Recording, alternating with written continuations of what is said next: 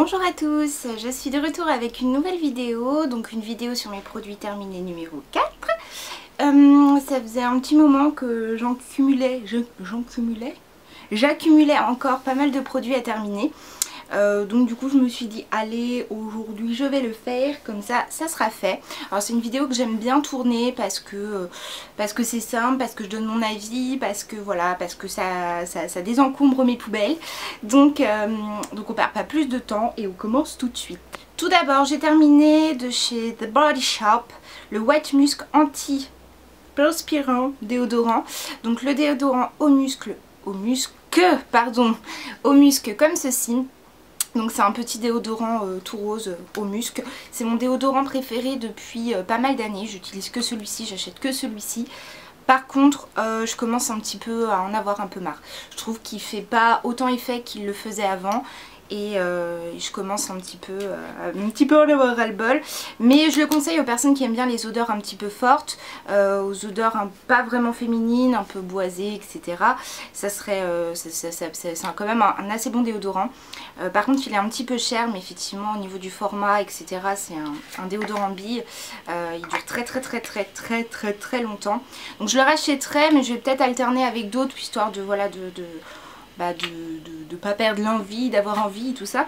Donc je le rachèterai sûrement une fois que voilà que l'envie me reprendra.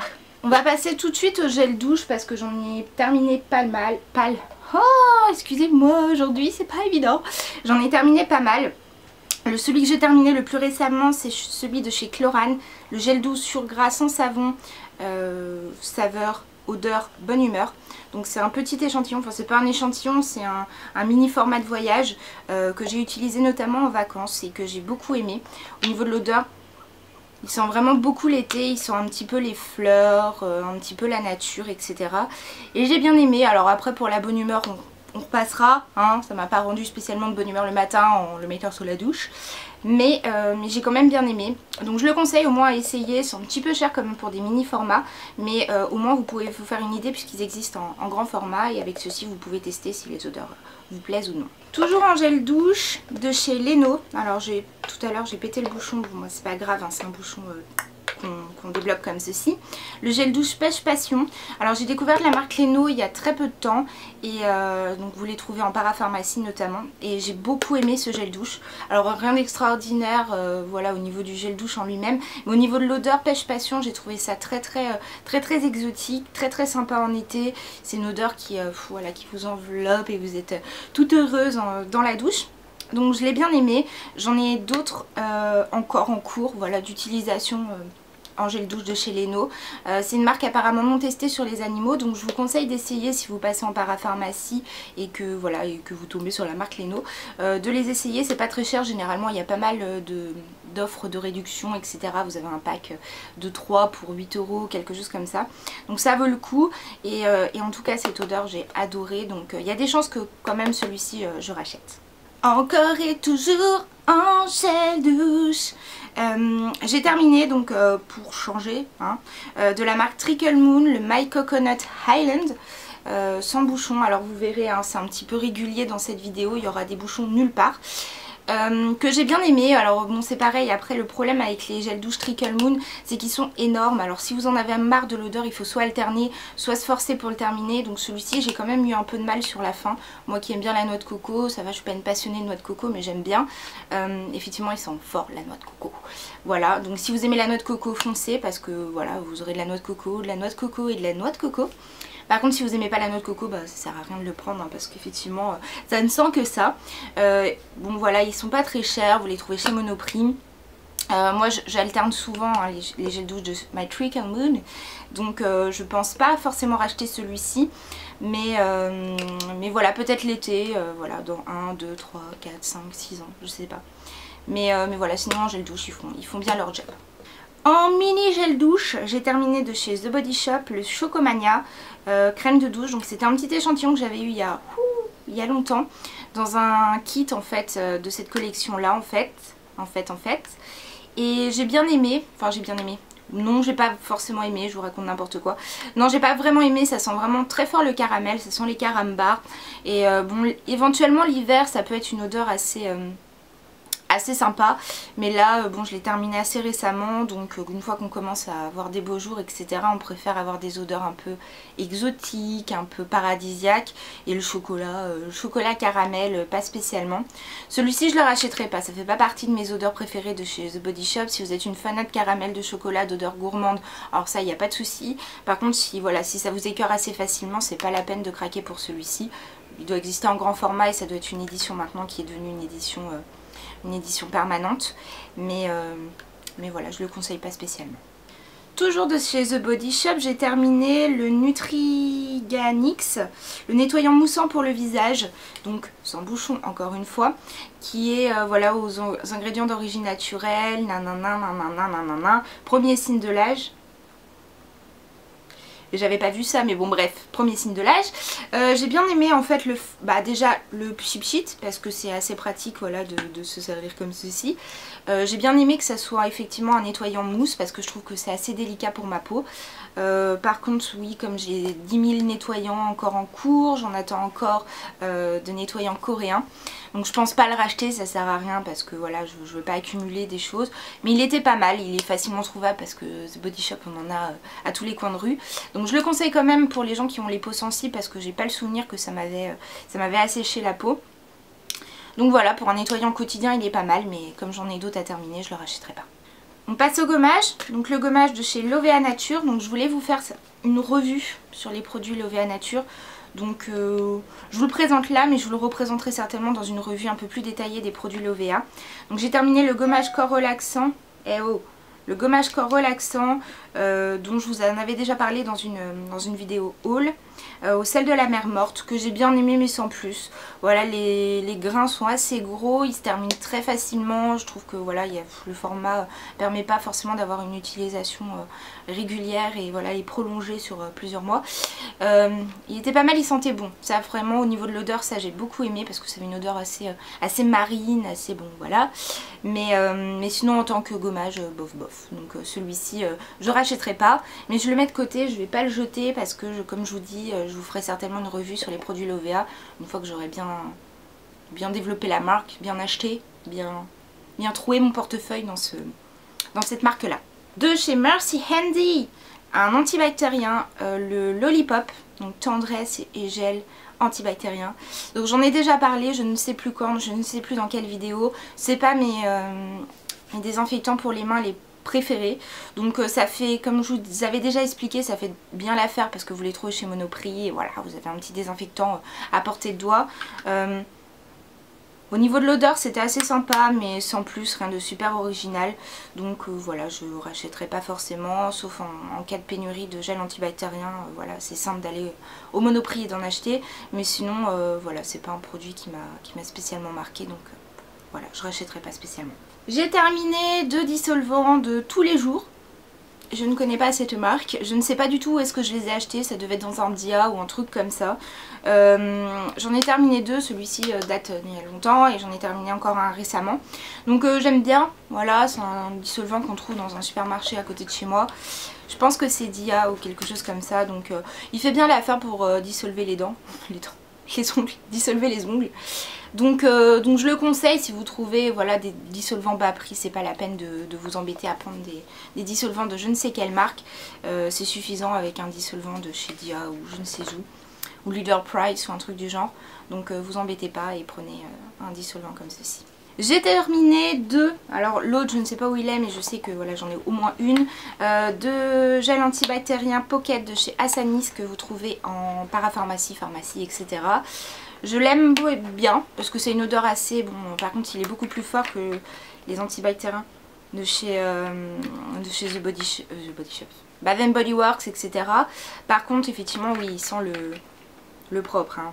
Sans le désinfectant à fond. Mais moi j'aime bien, je trouve que c'est une odeur assez réconfortante et voilà, j'ai vraiment l'impression de bien me désinfecter les mains quand j'utilise ce genre de produit. J'ai vu qu'ils en faisaient maintenant parfumé à la noix de coco, à je ne sais plus quoi.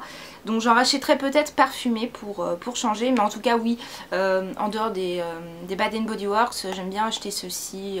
Voilà, ils font bien le boulot, etc. Par contre ils descendent très vite.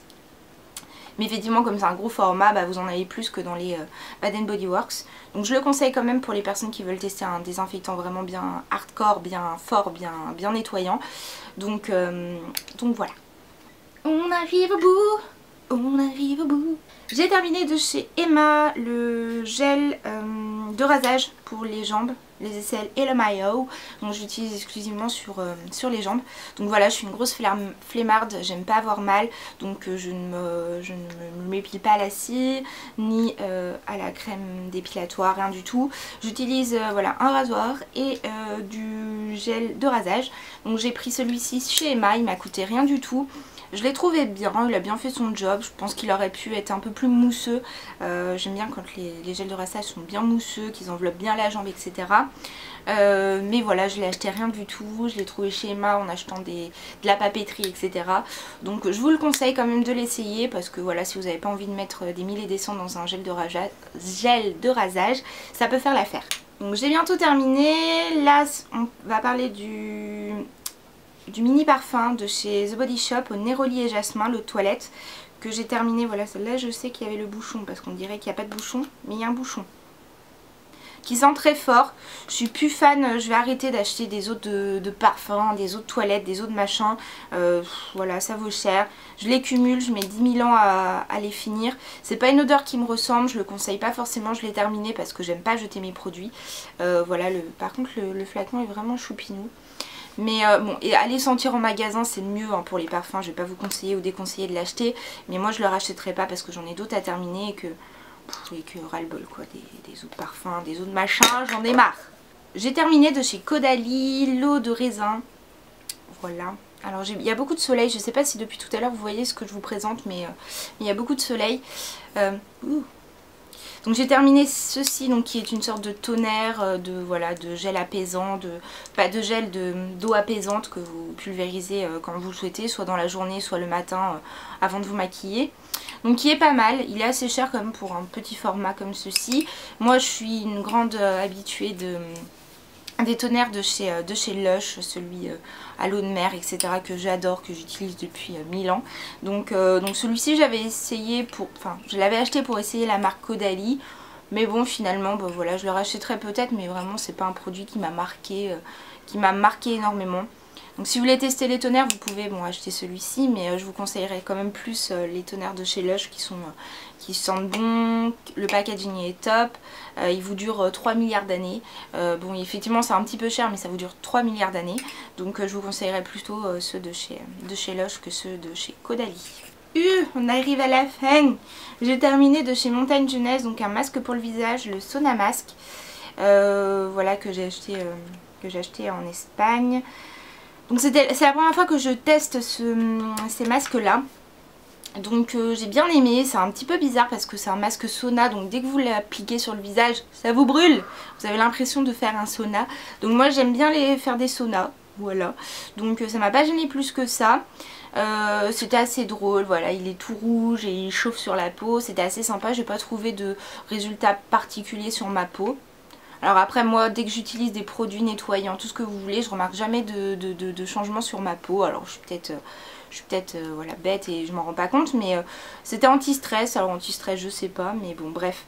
J'en rachèterai peut-être certainement, alors j'en ai d'autres à terminer, donc ils sont non testés sur les animaux. Vous avez le petit logo du lapin juste ici. Donc j'en rachèterai certainement de cette marque là, j'en ai d'autres à terminer. Je rachèterai peut-être celui-ci pour faire la blague, voilà, quand je me pose le masque et qu'il chauffe un peu. Mais voilà, sans plus quoi, sans plus. Donc c'est terminé pour mes produits terminés, etc. Gel douche, tout ça, produits de beauté. Alors ça fait un petit moment que je me tâte à vous faire des vidéos sur des livres, parce que je suis une grosse lectrice, j'aime beaucoup lire, je suis pas sûre d'être forcément la personne la plus adaptée pour pouvoir vous faire des synopsis, des explications de livres, etc. J'avais envie de lancer les choses, de voir comment ça pouvait se passer dans une vidéo. Donc on perd pas plus de temps. Je vais en profiter du coup pour un petit bonus pour vous parler de 2 livres que j'ai terminés récemment. Je sais pas du tout ce que ça va donner, mais bon, on va essayer. Si ça vous plaît, si ça vous plaît pas, vous pouvez en parler dans la barre de commentaires. Donc laissez un petit commentaire pour me dire ce que vous en pensez, si ça vous intéresse, si ça vous intéresse pas du tout, si je devrais continuer, ce que je devrais améliorer. Je ne suis pas du tout à l'aise à ce propos, mais ça me faisait quand même plaisir d'essayer de tenter ce genre de choses. Alors, je vais passer du coup à mes lectures terminées, comme je vous expliquais, voilà. On va voir ce que ça donne. Le premier bouquin que j'ai terminé, c'est pas un bouquin très original. Beaucoup de personnes en ont parlé sur internet, sur YouTube, sur les blogs, sur tout ce que vous voulez. C'est le livre Qui es-tu Alaska de John Green. Alors j'avais déjà lu Nos étoiles contraires, mais bon ça fait partie voilà, d'autres choses, je n'en parlerai pas. Bon voilà, comme effectivement j'en ai entendu beaucoup parler, je voulais de moi-même me rendre compte, me faire un avis sur la question. Alors beaucoup de personnes je crois ont aimé beaucoup ce livre, j'en ai pas spécialement fait partie. Je suis quelqu'un qui aime beaucoup lire de romans fantastiques, de fantasy, de contes, de ce genre de choses qui m'évadent et qui m'emmènent dans des forêts, dans des mondes extraordinaires, etc. Donc je pense pas être la personne qui est le plus adaptée pour ce bouquin. J'étais pas la cible spécialement de ce genre de livre. Ça parle, en fait, pour vous faire un petit résumé, de Miles Salter. Voilà, qui est dans un lycée où il n'est pas forcément populaire, où il n'est pas forcément aimé, où il n'a pas forcément d'amis. Il change de lycée et dans ce lycée-là, il se fait quelques amis, dont Alaska, qui est une jeune fille un peu particulière, un peu mystique, un peu rebelle, un peu, voilà. C'est le genre de fille un peu envoûtante parce qu'elle a une personnalité un peu à part des autres. Voilà, alors je peux pas vous dire du tout la suite parce que sinon ça serait vous révéler le bouquin, le pourquoi du comment. Donc comme je disais, c'est vraiment un roman de vie adolescent. Je pense qu'il y a une dizaine d'années, c'est le genre de bouquin qui m'aurait peut-être plu, qui m'aurait peut-être marqué, qui m'aurait peut-être touché. Au niveau de l'écriture, il est très facile à lire, effectivement, il est très cru, il est très ado, voilà, il est très... comment expliquer ? Il n'y a pas de fioriture, c'est pas poétique, c'est vraiment une tranche de vie, voilà, un roman qui se lit sur l'instant. Donc c'est certainement ça qui m'a gênée, mais bon voilà, je me doutais bien qu'on n'aurait pas des faucons parlants dans ce genre de livre. Peut-être que dans quelques années ou dans quelques mois, j'arriverai à m'en dire, voilà, oh mon dieu, il m'a touchée, c'est vrai, rappelle-toi de cette histoire. J'en dirai pas plus, le mieux c'est quand même de le lire parce que je le conseille, il est très facile à lire, il est assez gros mais il est très facile à lire. Faites-vous une idée vous-même, mais pour moi c'est pas un livre qui mérite qu'on s'y attarde pendant des années et des années. Allez vous faire vos propres avis parce que ça vaut le coup effectivement, vu que beaucoup de gens en parlent, le mieux c'est quand même de vous faire votre propre avis. Mais pour moi c'est pas un livre qui mérite tout le tinfoin qu'il y a autour. J'ai terminé également de Aki Shimazaki, le bouquin Tsubaki. Le premier tome qui est Le poids des secrets. Donc j'avais craqué sur ce petit bouquin par rapport à déjà sa couverture, je la trouvais très épurée, très jolie, et aussi par rapport au résumé de l'histoire. Donc ça parle d'une japonaise dont la mère est en train de mourir. Voilà, je peux vous le raconter parce que c'est vraiment le tout début du bouquin, dont la mère est en train de mourir et à la mort de sa mère du coup lui laisse 2 lettres, une lettre pour elle, donc pour sa fille, et une lettre pour son demi-frère. Alors déjà, premier étonnement, elle n'est pas censée avoir de demi-frère, donc ça intrigue un petit peu la fille. Et dans la première lettre, donc laissée pour elle, elle découvre en fait un secret, le secret de sa famille, le secret de sa mère. Voilà, donc en fait tout le bouquin est en fait un retour dans le passé de l'histoire de sa mère qui a vécu Hiroshima. Donc c'est pas spécialement ce qui tourne autour, ça fait quand même un lien dans l'histoire, ça vous met un petit peu dans l'époque, dans le lieu, voilà, puisque ça se passe au Japon. Je l'ai trouvé très intéressant, je l'ai trouvé bien écrit, c'est vraiment un tout petit roman.